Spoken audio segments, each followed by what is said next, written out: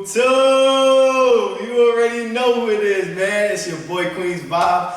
Yo, I got my brother here, TGA 507, the Guzman Academy 507, man. You know what we here for. It's another episode of, the Pugilist of Life podcast, POL, man. We here. Just want to say thank you for all the support, man. We haven't been as active as we should have been. We got a lot of stuff going on in the summer, but we promise you, we about to start dropping episode after episode, at least once a week, man. So stay tuned. We got some good conversation coming up. Good discussion. A lot of things happened in boxing since the last episode. First thing I want to talk about, bro. Listen. I hear a lot of smoke between Gary Russell Jr. and Devin Haney, man. What you think about what's going on, man? All of the hoopla that's surrounding them right now, bro. I don't think the fight gonna be done right now. Because I think they're looking for November 7th, if I'm not mistaken. That's why Bill Haney said he looking for November 7th for David Haney. You know he has his own promotion. Yeah. So they call their own shots. Right. So I think they send the contract to Gary Russell, Mr. Gary Russell. I was hearing it. I think he asked for 1.5 because he was telling shorty, the thing that he had with Devin Crawford was personal. Yeah. So he would take 1.5. The thing with David Haney is business. So I understand where that's coming from. We got a little thing against Devin Crawford, but it's kind of crazy to even think that he's going to jump from 126 to 147. You know what I'm saying? He got skills, don't get me wrong. No. He got a lot of skills. He's the longest reigning champion out there. He got a lot of skills, but I don't think that to even touch that 147 with Crawford is even a great idea. No. A great champion and everything. Facts. I appreciate everything he does for boxing. The guy can fight. No, but right now, it's looking like he don't want no smoke against David Haney. You think so? Devin Haney, Devin Haney's the man, son. He been calling out all these guys, and all these guys, Gervonta Davis, Robert Easter, all these guys. The only one that answered, like I told you, was Robert Easter, and Robert Easter told him, I'm in a different weight class. So Robert Easter did move up to 140. So them other guys, and the only one that looked like he's about to answer the call is Gamboa. But everybody would say, oh, Gamboa. But yeah, Gamboa is answering the call, man. So you got to give David Haney his props. He's calling all these guys. He wants to fight these big fights. It looked like my man, Mr. Gary Russell, the one that smoked. I'm sorry to say that, and I like Gary Russell, but right now, I'm not even there. But David Haney looking kind of unbeatable, but nobody wants to fight the young man. Come on, who's gonna answer? Somebody got a better answer. Listen, man, I know you can see that they're building Devin Haney and Ryan Garcia. You could tell that's gonna eventually turn into that. What do you think about that in the future years? Okay, the Ryan Garcia, the only reason the Zone and De La Hoya putting this fight against Luke Campbell is because they're being pressured by guys like David Haney. You would have thought David Haney being his own promoter and his father, and they take care of their own business, they would take easy routes. These guys want that smoke. They want to fight the big guys. They want to fight the big names. And none of these big names want to fight these guys. I don't think Ryan Garcia wanted to fight Luke Campbell. I think he's being pushed to fight Luke Campbell because it's time to show something. Show something. You know now, you don't think Ryan Garcia showed something against his last opponent? No, he showed enough his last three opponents that he could do something in boxing.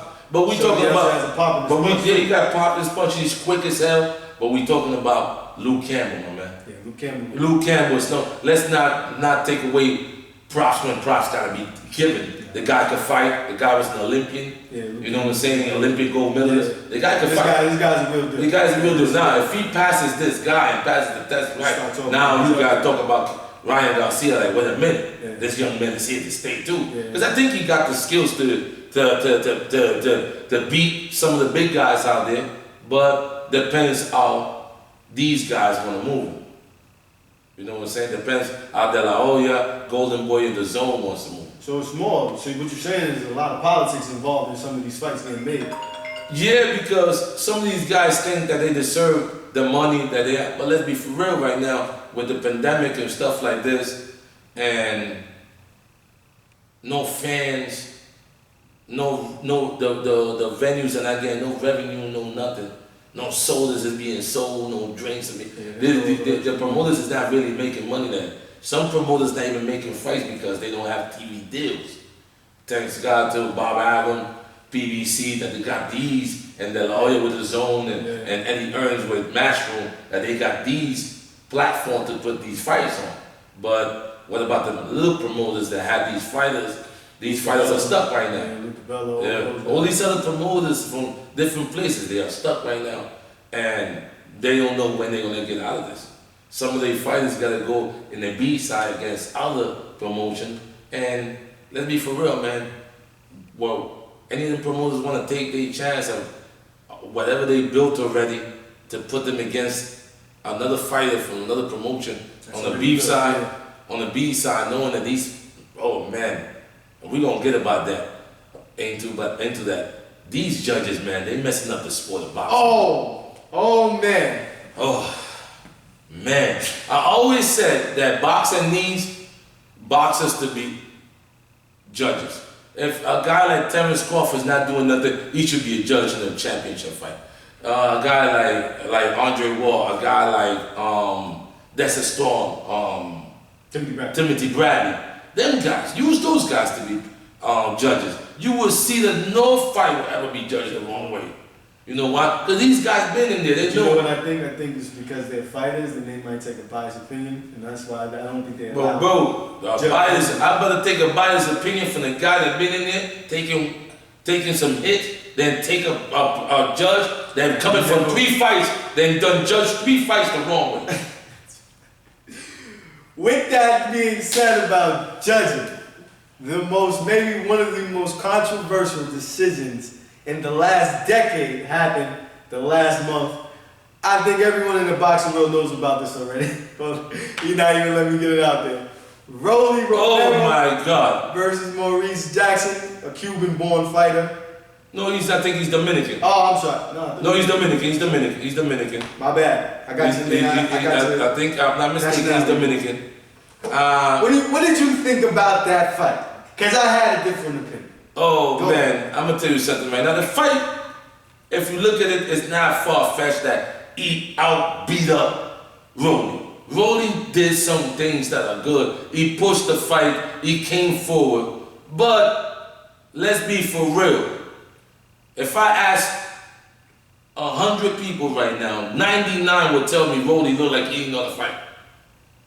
He's throwing a jab, looking at the floor, getting counter jab, getting hit he was getting hit, he got outboxed, and he's supposed to be out. Did he hurt the guy? Maybe once or twice. But does that win a fight? No. What wins a fight is a guy show his class, his determination, his training skills, he showed his condition was right, and Rolly looked like an amateur, just got blessed with a championship fight.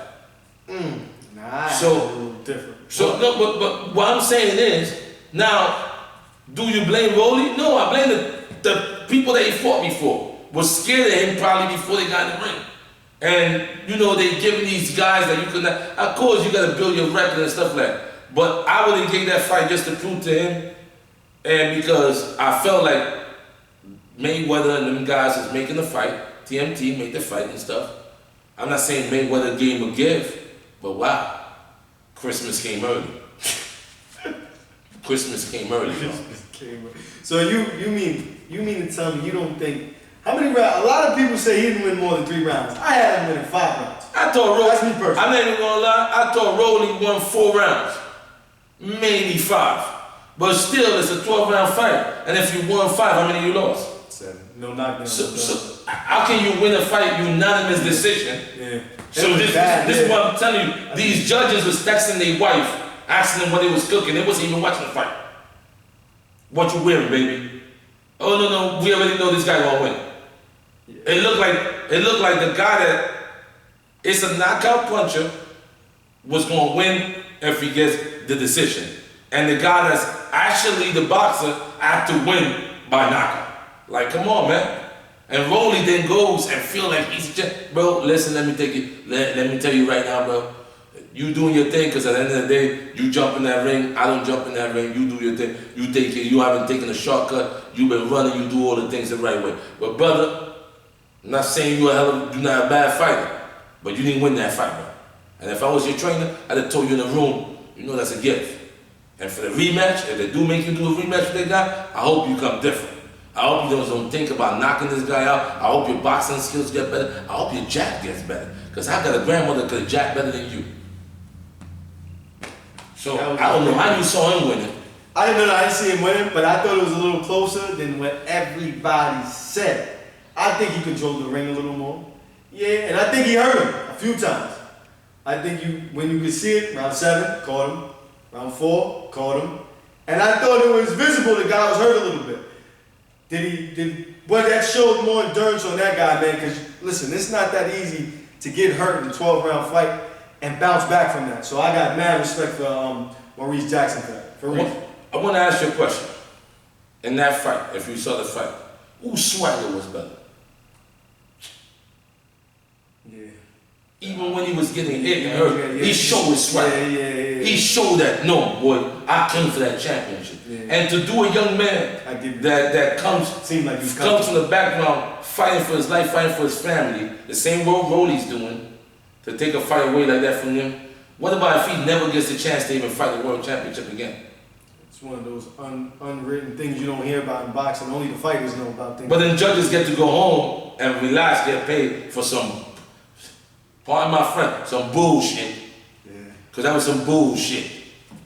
I hate it. I understand what you're saying. Come on, man. They messing up the sport of boxing, man. That was one of the biggest stories. We love boxing, let's call it like it is. They messing up the sport of boxing, these judges, man. I heard you, man. Like the fight with Jordanis Ugas, and I think the guy's name is Hernandez. Oh, you're talking about Ramos. You're talking about Ramos. The one he just fought? Come on, man. Are you... Ramos just let his hands go, man. What you think about that fight? But bro, one judge had... I think it was almost even, right? Like it was almost... One judge had Hernandez winning like 10 rounds, yeah. like 12. It was kind of like, wait, what? No way. Wait a minute.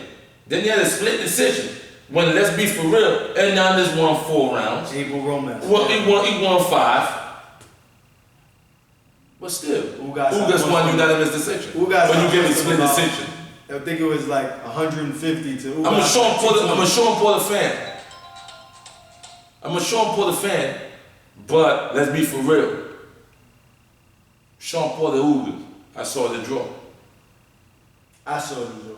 I saw the draw. I thought it should have been a draw. But I also thought Sean Porter was a little bit more on the bike than you usually see him. I don't think he wanted to bang with Ugas because Ugas. I saw the draw, bro. And when you see a fighter draw, you gotta call it like this. And I'm a Sean Porter fan. I feel like the guy is. Sean Porter is the truth. I feel like the guy is amazing. He can fight. I thought he was on his bicycle though. Yeah, and I thought the fight was a draw. And if it's not a draw, I'm sorry to say, I'd have gave it towards Ugas.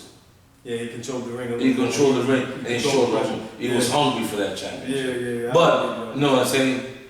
They gave it to unanimous decision. He's the A-side I fighter. think it was unanimous decision to Sean Porter. Yeah.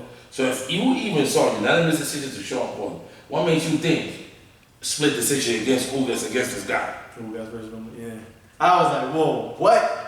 That's what I thought. It's judging, man, sometimes. But this is the things that people don't talk about in the sport, you know what I mean? Sometimes, man, when your corners, sometimes judges don't get things right, but they get things so wrong, you just wonder, how did they get employed to do their job, you know what I mean? You get certain decisions like that, especially with the Rolly Romero, man. People were, I think every big name fighter tweeted about that fight, like every single bout. But some of the tweets of some fighters I took, but some of them were attacking. No, because they don't like his attitude or the way he is. Some of the fighters that did tweet about it, that had nothing to do with it. Some of the fighters belong in his stable. Yeah. Those are the guys that I listen to more. Like a Gervonta Davis. I think he was attacking him because he's always attacking Gervonta Davis. But Gervonta had a point. Like, how you gonna do this to this young man like that? Yeah. You know, how he comes to fight, he shows his skill. At least reward him for what he did. Yeah. You know, and I'm saying not taking nothing away from Rolly. Come on, bro. You know what I'm saying? Now, we have a fight that nobody's talking about. We talked about it probably last episode. And I want to touch it again because I gave it a 50-50. I gave you the 50-50. The Teofimo Lomachenko fight. I think everybody's talking about that. No. I don't think. Actually, no, I don't see a lot of people talking Yeah, about that. I don't think they're giving Lomachenko a little bit of even a chance. If you start seeing the talks out there, the young man too big, too strong, too fast, and the young man can fight. Don't get me wrong. The young man can kick. Oh man, that's the the Olympic gold medalist. The young man can fight, but not taking away from nothing from Lomachenko, man. The guy don't. I know he came in early for a championship too prematurely. Everybody think, oh, he been giving it. The guy can fight, man. The guy been proving to us that skills. Since that fight. Yeah, skills. He almost stops Alito in the 12th round. Yeah, so. Skills. Yo, come on, man. And the guy got skills. Yeah. I think this fight, to me, a lot of people told me, you crazy. It's a 70-30 on Teofimo side. Really? It's a 60-40 Teofimo side. I never heard a person even give Lomachenko upper hand in this fight. Now let's talk a realistic situation, because let's talk about it. Has Lomachenko faced someone with the one-punch pop that Teofimo Lopez possessed? But if Ramirez had that pop, if Linares had that same pop, had Lomachenko got off that floor? Do Teofimo, that's the question, do Teofimo have the one-punch knockout? I know we saw Evan Coleman. No, but you saw Coleman. Right, he caught him coming in. But that fight with that Chinese guy, he hit the Chinese guy didn't go nowhere. And everybody said he looked bad against the Chinese guy. Because the guy was tall or whatever he did. They said he was having a bad camp. But regardless of what, you can, I have a bad camp. When you get a one knockout power, I go back as thinking as guy Julian Jackson. Julian Jackson, super one punch now. Come on. So